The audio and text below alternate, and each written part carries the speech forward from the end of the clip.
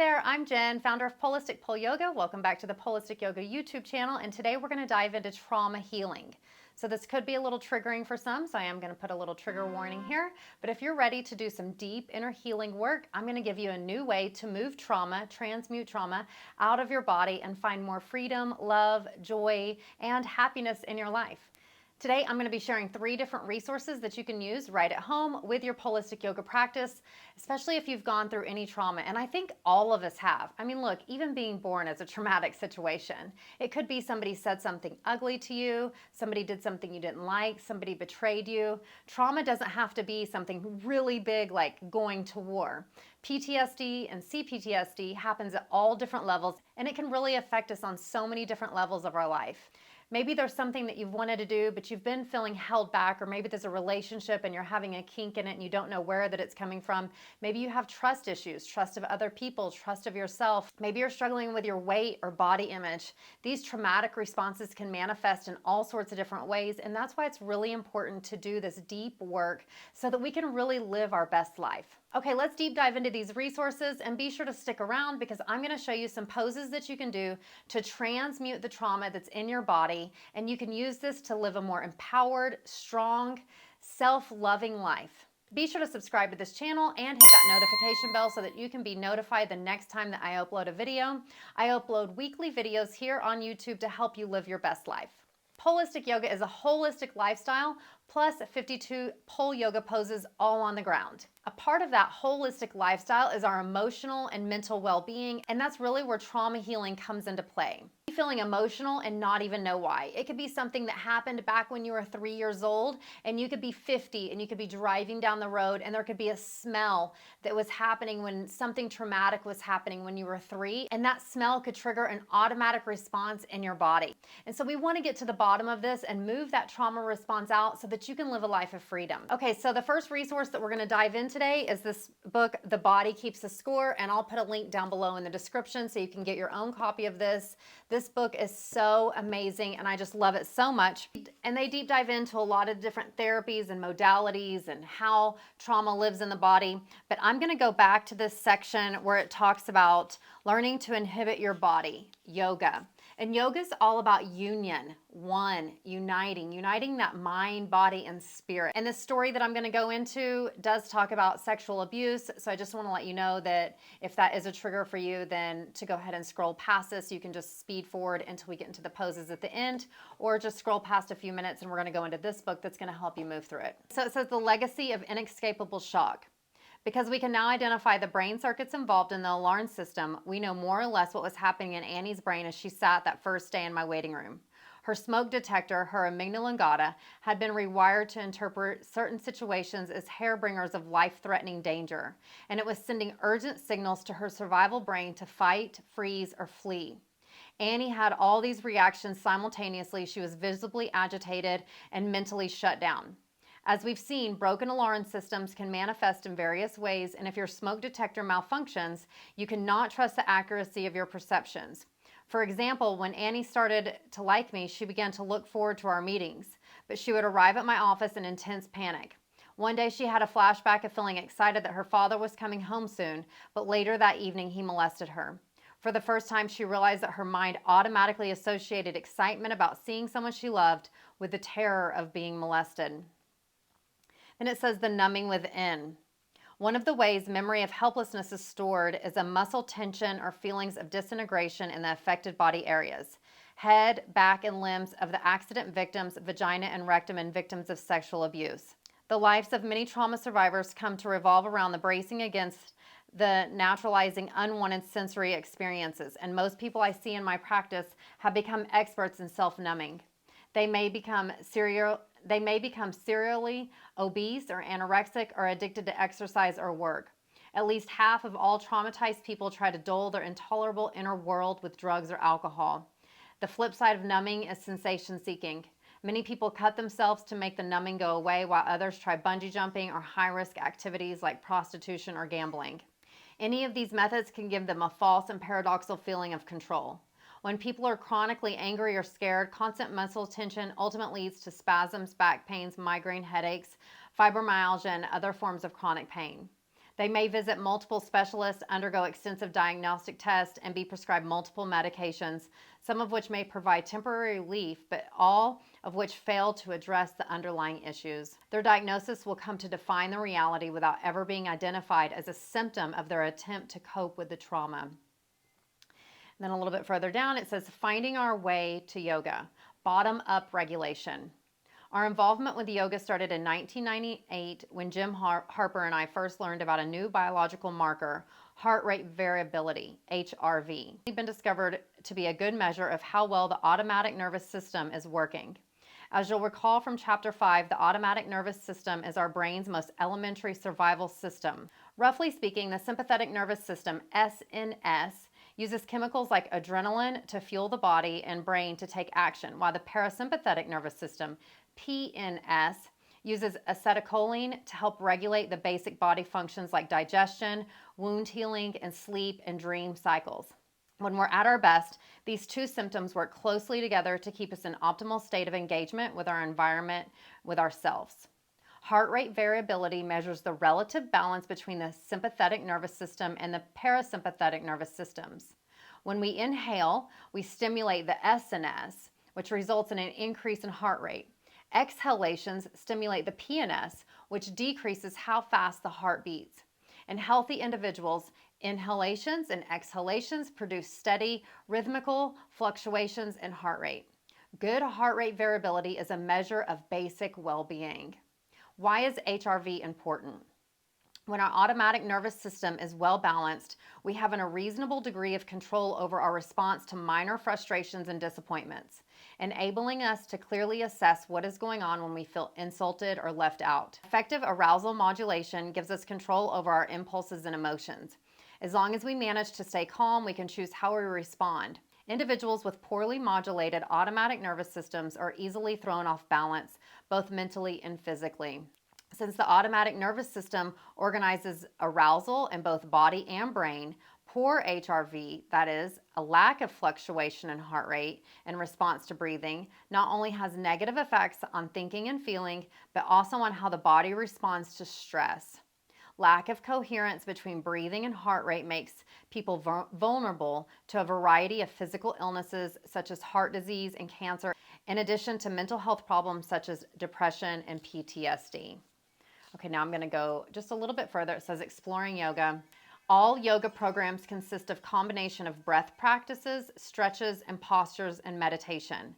Different schools of yoga emphasize variations in intensity and focus within these core components. I'm going to link this book in the description below so you can go further to deep dive into this. And I'm going to show you some poses so that we can go ahead and integrate that mind, body, spirit and regulate that SNS and PNS system with our breath and the poses and meditation on the pole. I like to call Polistic Yoga movement meditation.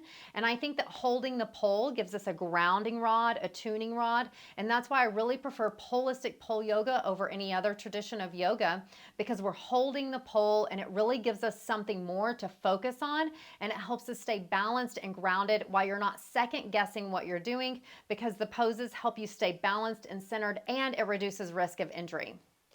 Okay, so one of the other tools that I suggest that you get is your journal. Get out a journal. We have journals on polisticyoga.com that you can get, so you can write this down, so you can also go back in the future and you can measure where you've grown. It's really good for us to measure our growth, and so that you can keep track of how you're growing, and you can also write down your triggers, how you're feeling, because it's really important to notice these patterns.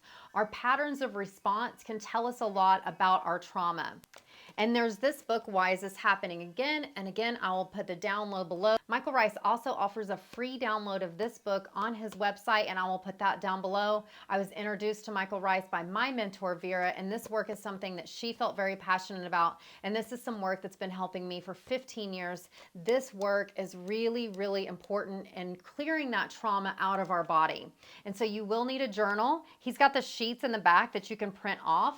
These are reality management, no fault empowerment tools. And I'm not going to go into this whole entire sheet, but these are some really great journaling prompts where you can really dig deep into the trauma that's living in your body. And this entire book is so amazing. And so I highly recommend, if you're going through any PTSD or you're healing from any trauma, these two books can change your life. They are both amazing, therapist recommended. And when we pair these books with this holistic yoga practice, you're going to see a world of change. So let's get to the yoga pole, and I'm going to show you how to use some of these poses and get to know your body, where the trauma is living at, and how you can use the poses to unlock that trauma and transmute it into a more happier, healthier, vibrant life, because you definitely deserve that.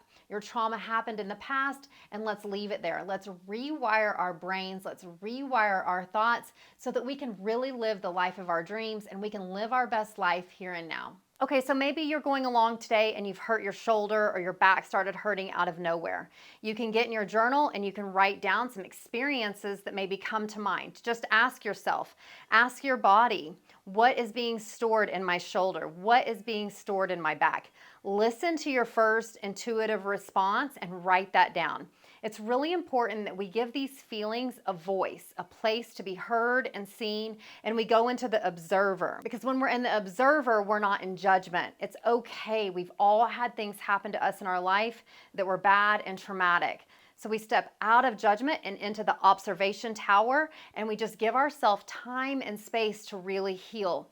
This work can really change your life, so it's really important doing this work. This is another reason why it's really important to practice these 52 poses and to get to know them, because then you can kind of feel where it's unlocking your body. I'm going to go over a few poses right now for a few common places that we tend to hold tension in our body. Okay, so anytime we come to the pole, I invite you to come to home pose, which is number 1 pose. And we're going to take a big deep breath in and exhale it out. And we're going to take 3 deep breaths in and out, or hold the pole for at least 12 counts in each of these poses. I like to start in home pose because it sets our space and it lets your body know that you are in a safe space now and you can begin. Okay, so if you're holding tension in your shoulders, you're going to want to do reverse star. Again, those 3 deep breaths, holding for 12 counts each side, switching back and forth each side. And you can just alternate this. 12 seconds on one side, 12 seconds on the other. And you can go back and forth, maybe doing this 3 times on each arm. Breathing. Maybe it's your lower back. You're going to go into reverse fold or into forward fold. And these are gentle poses that anybody can do, any age, any size. You could be 90 years old and still reliving trauma patterns from being a toddler or being in your youth. Breathing. Coming up slowly. Slowly. And I really want you to focus on that breath. Maybe it's down here in your pelvis region. We're going to go into snake pose, coming back, coming up. And in the Polistic Yoga Academy, we have a whole trauma healing course, and those are with full sessions, because every single pose is helping you align your whole body, and it's working your whole system together. Breathing. Breathing. And you can come into crouching lotus, and you can either stay still or you can bounce, and that's really going to unlock anything stuck in that root chakra. Breathing. Breathing. Maybe you're feeling tight in your solar plexus. We're going to use T pose as we open back up. This is going to bring that energy up into your heart, because we want to transmute any fear into love. So coming back, looking back at that hand. And in T pose, our feet stay stable and we look back at that hand. Breathing, using our breath, turning, breathing. Breathing. And those are some common places that you could be holding trauma in your body. Leave a comment down below if you have any questions about this work. I'll also drop a link in description for a free session from that trauma healing course that you can try right now. I'm on a mission to help heal the world with this holistic yoga practice and a holistic lifestyle. We combine breath work, movement, doing inner healing work, mantras, affirmations, and then I also post videos from the kitchen so that you can fuel your body with food and nutrition that it really needs and give yourself the building blocks to live your best life. As someone who's overcome a lot of trauma in my life, a lot of addiction in my life, and now I'm free from so much of those obstacles, I'm here to tell you that doing this work could be life-saving work. It's the most essential work that I do every day is getting to the pole, and my clients say the same exact thing. These 30 minutes of Polistic Yoga, along with these journaling practices and reading, it definitely changes your life. And so it's so important, especially for moms, because this generational cycles can come down. You could be dealing with trauma that was passed down from your grandma's grandma and you not even know about it. And it's so important for you to take time for you. I know as moms, we can feel like it's selfish for us to do anything for you, but just imagine, you cannot pour from an empty cup. When your cup is overflowing, it just naturally feeds and fuels those around you. So I really encourage you to take time to heal yourself and to do this inner work. Also, as someone who's gone through a lot of different therapists, I can tell you that these 30 minutes of the pole and doing these journal entries have helped me significantly. If you're already in therapy, try pairing this with therapy. And if you haven't found a therapist that you like, give this a try and let me know in the comments below how you like it. It's definitely important to take care of your mental and emotional well-being. That's a part of our whole entire anatomy. And sometimes that's very overlooked. Sometimes people will get a gym membership or a trainer, and then they'll feel stuck because they're not making the gains or forward advances that they want to be making. And it could be because that trauma is holding them back in their body. We can live our best life, and Polistic Yoga gives you the tools to do that. Be sure to subscribe to this channel, like this video, hit that notification bell, and if you know somebody who's gone through trauma, feel free to share this with them. This helps spread the message of a holistic lifestyle, plus these 52 poses on the ground is a natural way to heal and to feel better and experience this world and get all of the pleasure and bliss and joy and happiness that's waiting on us, and that's here for us right here, right now. I look forward to seeing you next time. Namaste at the pole.